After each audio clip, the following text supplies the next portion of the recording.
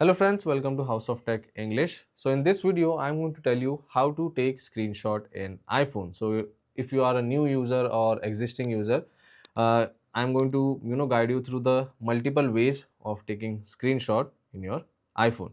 So let's start with the first trick or the first method, and that is with the help of buttons you can easily take screenshot. So all you have to do is you just have to press the side button and volume up button at the same time, and if you do that, this is how you can take screenshot.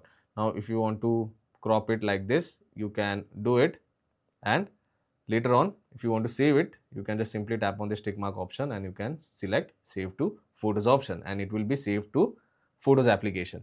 So this is one way of taking screenshot, which is pressing side button and volume up button at the same time. Now what is the other method? See, if you go to settings and if you go to accessibility, you have to go in touch option, and at the very end you can see there is an option of back tap. So go to back tap, and again there are two more options, one is double tap and another one is triple tap. So in double tap you can go and select screenshot option over here. Now what it does is you have to simply double tap at the back side of your device. So if I double tap like this, you can see it has taken the screenshot. Let me show you once more. So if I double tap like this, it will take screenshot. So if you don't want to use the first method, you can use double tap. You can do the same thing with triple tap as well.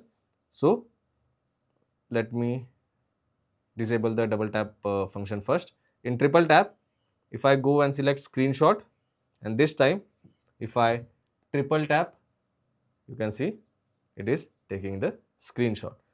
So these are few ways by which you can simply take screenshot in iPhone.